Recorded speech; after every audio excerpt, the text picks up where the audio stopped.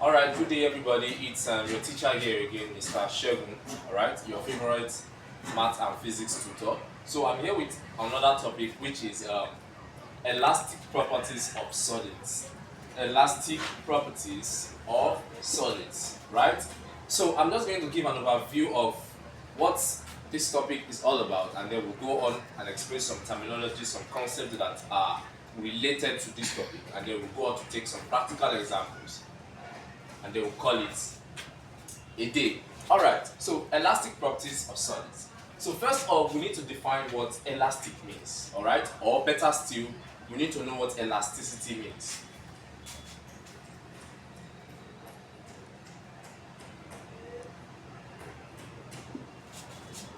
So now, elasticity, as the name implies, is the ability of a material to regain its shape or its form after being distorted by a force. So I'm going to put that down so we can all get the idea.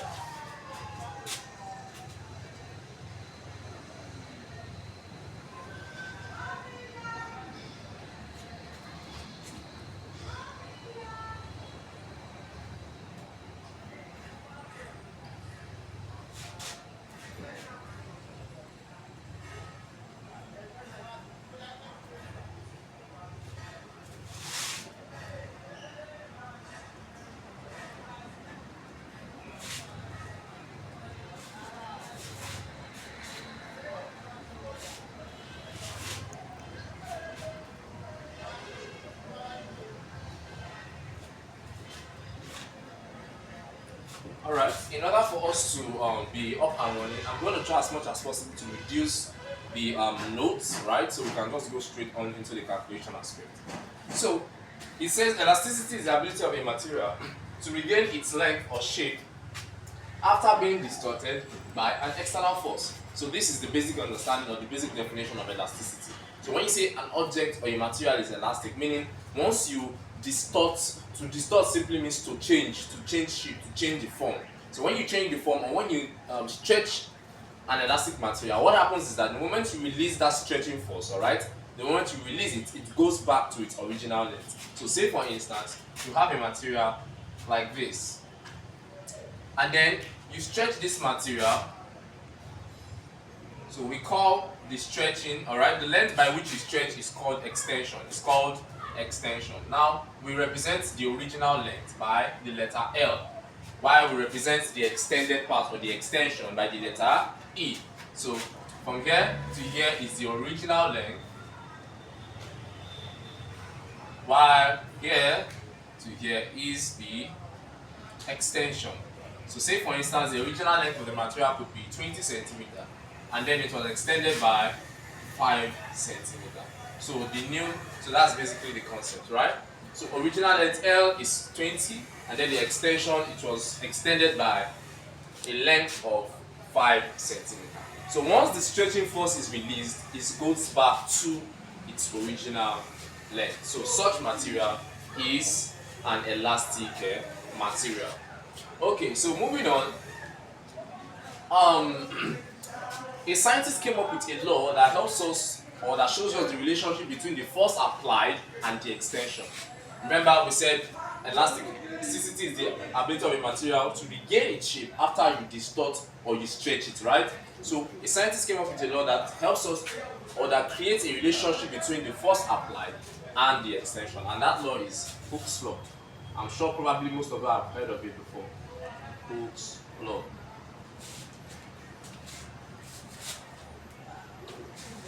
So I'm going to state Hooke's law, and then we'll take some calculative questions under that. So Hooke's law states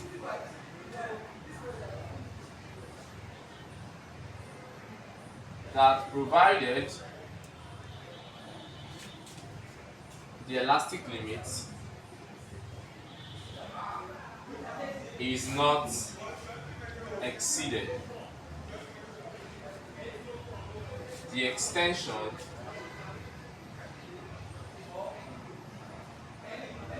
of the material or of the elastic material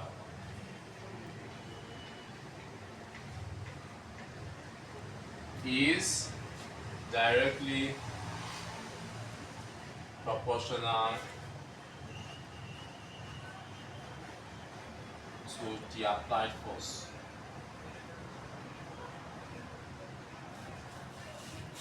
So this simply says, a Hooke's law states that provided the elastic limit is not exceeded, the extension of the elastic material is directly proportional to the applied force. So this law gives us a relationship between the applied force and the extension.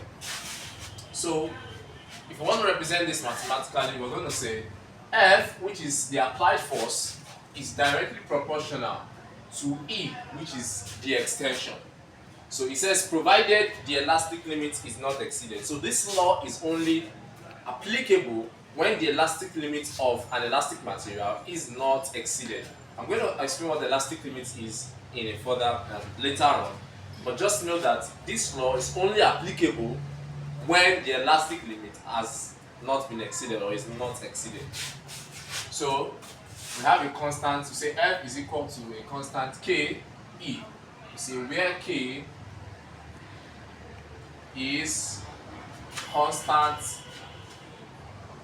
of proportionality, or simply put, elastic constant.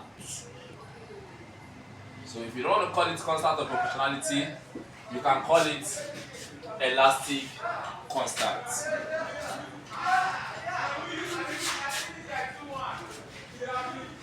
So that tells you that the more you apply the force on an elastic material, the more the extension. So for instance, if you apply a force of 20 Newton on an elastic material and it stretches the elastic material by 10 centimeters, when you increase the force probably by, let's say you apply now 35 Newton, it's going to stretch more, alright? So you can have something like 25 centimeters. So this simply tells you that the more the force, the more the extension. So let's take some practice questions on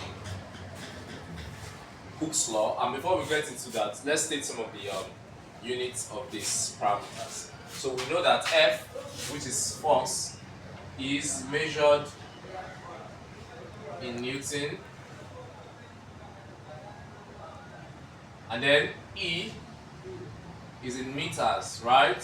So therefore the unit of K is Newton per meter, because once you make K subject to formula, you have K is equal to F over E. So F is Newton and E is meter, so therefore K is in Newton per meter. So let's take a practice question. Alright, so we have a question here. It says a force of 0.8 Newton stretches an elastic spring by 2 centimeters. Find the elastic constant of the spring.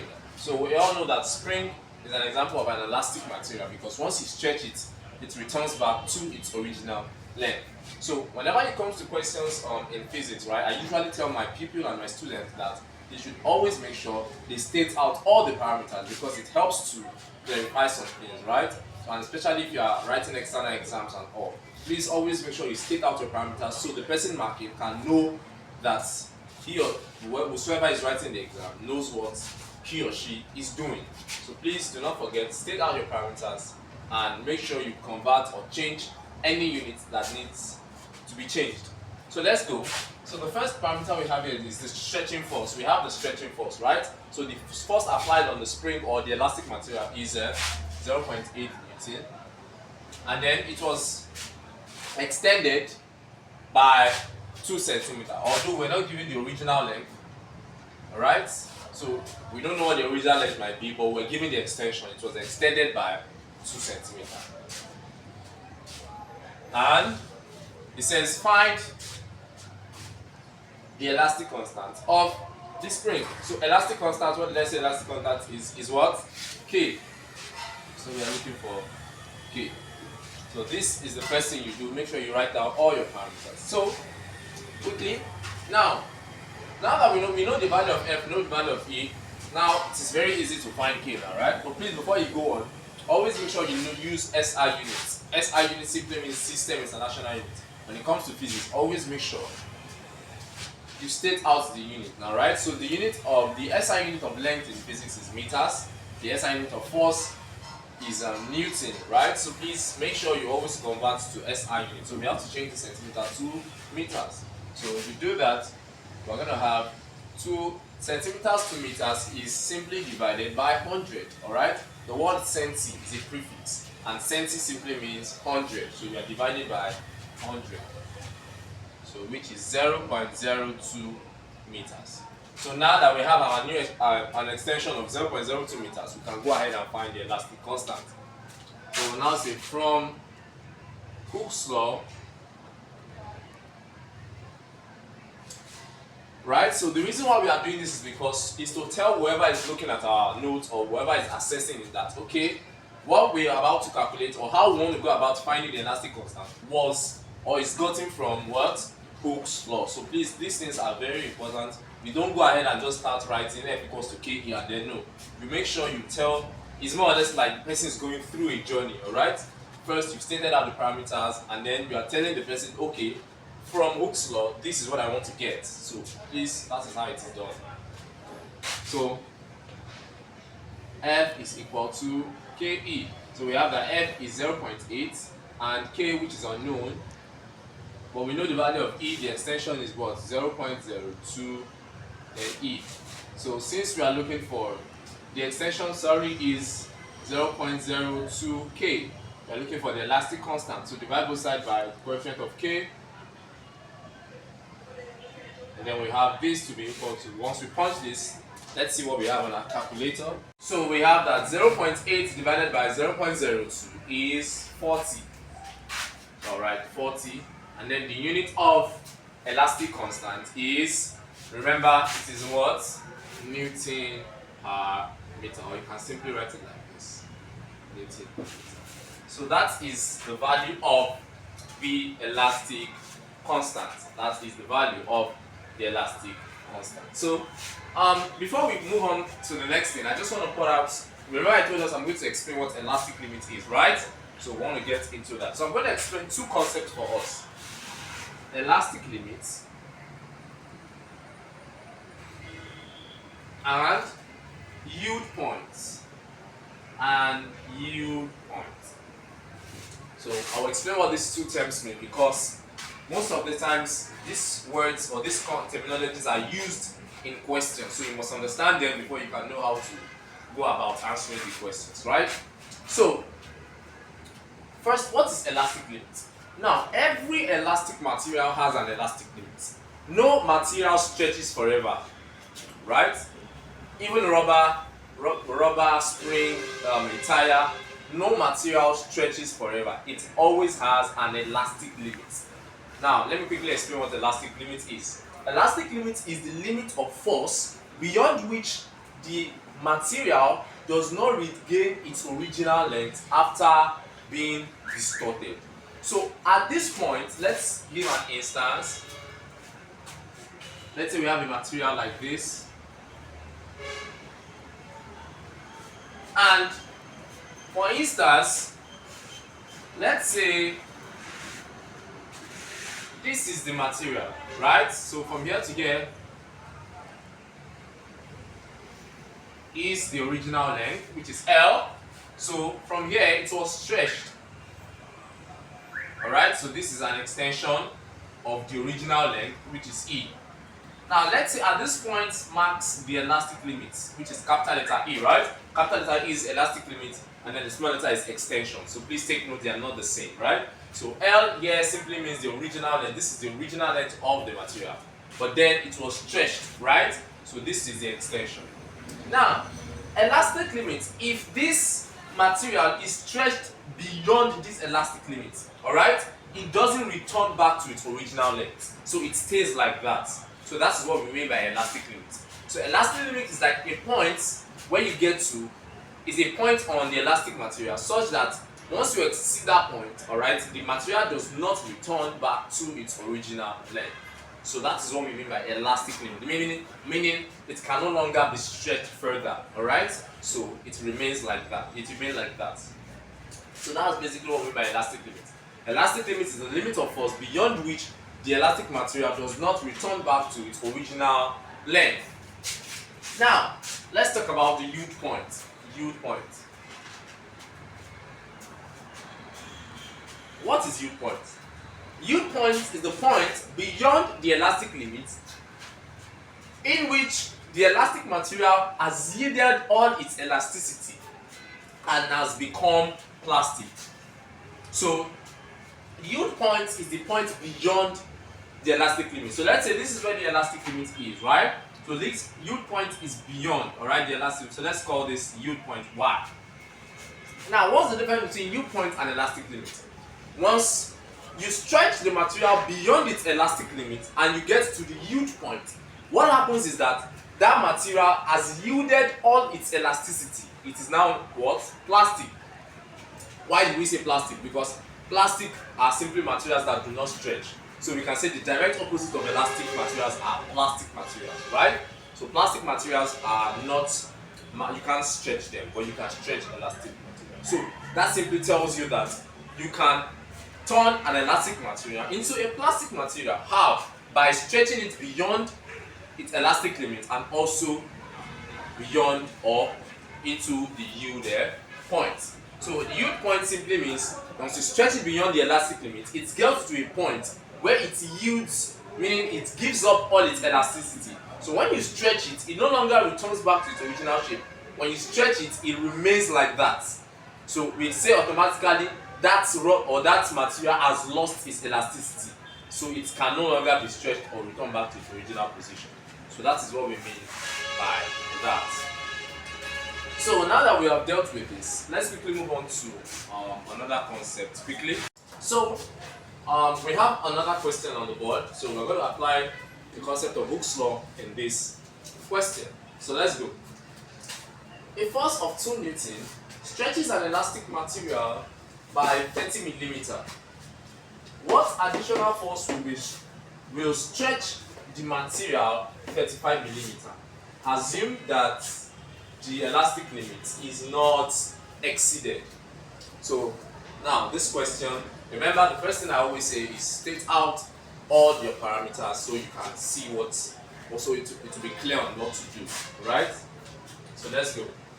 The applied force or the stretching force applied on this material is what?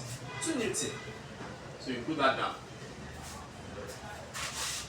So it stretches it by 30 millimeters. So the extension is what?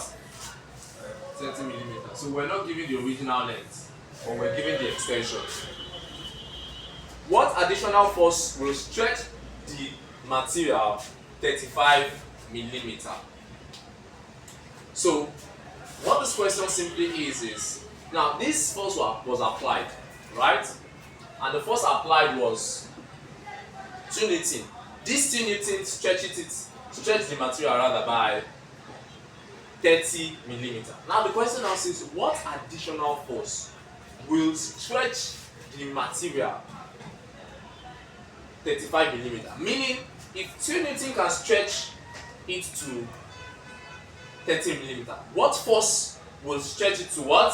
35 millimeters. Alright, so meaning once you've gotten that, you will now subtract it from this one. So in other words, I can call this F1. Alright, meaning the first force applied, which is 2 Newton, gives us 30 millimeters. Now F2 will be the force that will be applied to stretch it by 35 millimeters. Exactly, you get the point.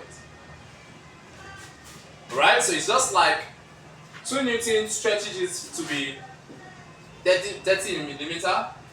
What amount of force will stretch it to give you what? 35 millimeters. So what you just did, once you've gotten F2, you now subtract it from F1. The answer is the additional force. So let's go on with this. So it says assume that the elastic limit is not exceeded. So obviously the first thing we have to do here is to find the elastic constant. We're not given. And we also have to do a unit conversion, right? Remember I told you SI unit of length or extension is always in meters, so you have to change it. We call this E1, E2. 30 divided by 1000, because millimeters to meter is divided by 1000. So what do we have? We have 0.03 meters. Therefore, E2, what do we have? also divided by 1000, we have what? 0.035, and this is in also meter. So this is what we'll do. We'll start from Hooke's law. What do we know from Hooke's law? That F1 is directly proportional to the extension E1, right? Meaning, if you apply a force of F1 and it extends by E1, the more the force on F1, the more extension on E1. So let's go. F1 given to us is, this is F1 is equal to KE1. So we have 2 Newton. We don't know K, right? But we know the extension is what? 0.03 E. So divide both sides by 0.03. The extension is 2 divided by 0.03. So 2 divided by 0.03 gives us 66.67. So 66.67. Sorry, this is K, right? K. 66.67. What's the unit of this? Newton per meter. So now that we've gotten our elastic constant to be 66.67 Newton per meter, now the question goes further to say, what additional force would you need to stretch it by 35 millimeter? So what we now need to do is, let's know the amount of force that we need, that the total amount of force that will be needed rather to stretch it by 35 millimeter. So let's check for that. So F2 is equal to KE2. Now the reason why K doesn't change is because it is a constant, alright? It doesn't change. Elastic constant is the same for a particular material, it doesn't change, right? But the force is can vary, the extension can vary. So that is why you see I need to put K1 or K2. Good. So we have F2 to be, K is 66.67 and the extension given to us was what? 35. Now remember we changed it, right? So this is 0.035. So once you multiply this, let's see what we have. So when we multiply this will be 66.67 times 0.035. That gives us 2.3 Newton. Good. 2.3 Newton. So this tells you something, that the force needed to stretch it by 30 millimeter is 2 Newton. The force needed to stretch it by 35 millimeter is 2.3 Newton. But this is not what we are asked to find. Remember, the question says, what additional force, meaning what amount of force would you add to 2 Newton to stretch it by 35 millimeter? So this is not really the answer. This value here is the amount of force you need to stretch it, you need to apply to stretch it by 35 millimeter. But the question says additional force. So the word additional, or which is the key word here, simply tells you what would you add to the initial force to stretch it by 35 millimeter. So now that we know that, we'll now say additional force is equal to F2 minus F1. What's F2? 2.3. What's F1? 2. So therefore, this is giving me 0.3 Newton. So that tells you that I will need to add a force of 0.3 Newton to 2 Newtons to stretch it by 35 millimeter. Alright, so this is what we'll draw the curtain on today's video. But although we still have more to look at, there are still a lot. We have Young's modulus, we have work done in a spring, a lot and a lot more, alright, under this topic. But later on, we'll look at some of these things. But for now, we're going to draw out the curtain on this video. So I hope this video has been very educative. Please, you can go and look for questions, keep questions and answer them on elastic properties of solids. So thank you for watching. Have a nice day and see you in the next video.